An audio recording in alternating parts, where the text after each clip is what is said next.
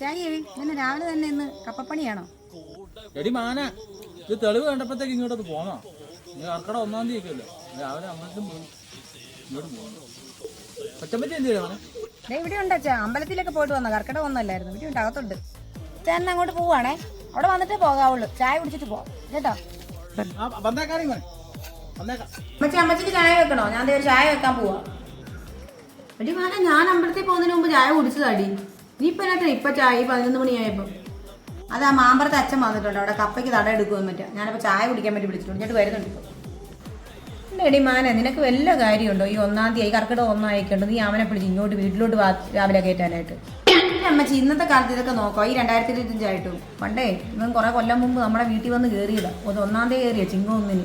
ആ പൂത്ത് കായ്ച്ചു നിന്ന മാവേ നിന്ന് നിപ്പിന് പെടഞ്ഞാ വീണത് അങ്ങോട്ട്.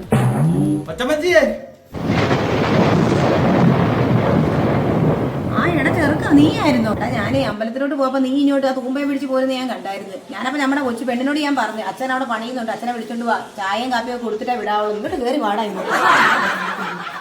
ഇതെന്നെ അന്യന്റെ പെങ്ങളോ? പെണ്ണേ, ചായ ഒക്കെ എടുക്ക്, ഇഡലിയും കൂടെ എടുക്ക അച്ഛന്. ആ കഴിക്കും, എത്ര നേരമായില്ലേ, 11 ആയില്ലേ. ചായ മാത്രം മതി കേട്ടോ, കഴിക്കാതെ എടുക്കണ്ടേ, കഴിച്ചതാ. അതിനാടാ എന്റെ കൊച്ചു ഞാൻ അവിടെ നമ്മുടെ അപ്പുറത്തെ വിനീഷ്, അവൻ വിടത്തില്ല, അവൻ കയർത്താസം പിടിച്ചിട്ട് വരാത്തില്ല. അപ്പൊ ഞാൻ പിന്നെ അവിടെ കയറാം. അപ്പൊ ഞാൻ പറഞ്ഞു, ഇടയിൽ 1-ാം തീയതി ഞാൻ കയറുന്നില്ല, അവൻ സമ്മതിക്കില്ല, അവനതൊന്നും വിശ്വാസം ഇല്ലെന്നും പറഞ്ഞു. അവൻ വിളിച്ചെന്നെ കയറ്റേച്ചും ഒരു കുമ്പിളപ്പം കഴിച്ച് ഞാൻ കുടിച്ചതാ അവിടെ നിന്ന്. പിന്നെ ഇതിപ്പോ ഇവിടെ പിടിയില്ല, ഇവിടെ നമ്മുടെ വീട്. ഞാൻ പിന്നെ ഇവിടെ വിളിച്ചപ്പോഴത്തേക്കും അല്ല നമ്മളൊക്കെ എങ്ങനെ കഴിച്ചാ കൊച്ചിന് വല്ല അറിയാം. അവള് പറഞ്ഞ അച്ഛനെ അവിടെ ഉണ്ട് പണിയുക, ഞാൻ പറഞ്ഞു വിളിച്ചോണ്ട് പോകാം. എനിക്ക് തോന്നി അവർക്ക് മനസ്സിലായില്ല. നമ്മളങ്ങനെ ഒരു വീട് പോലെ കഴിഞ്ഞതല്ലേ.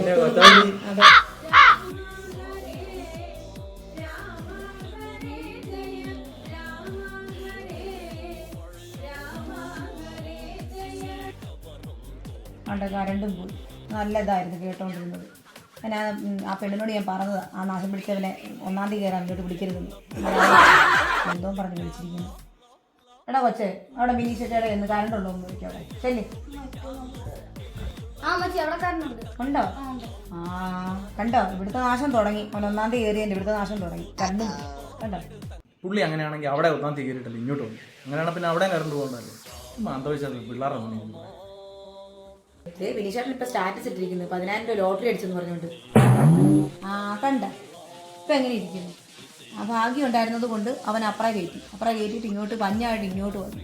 അല്ലേ തന്നെ കർക്കിടക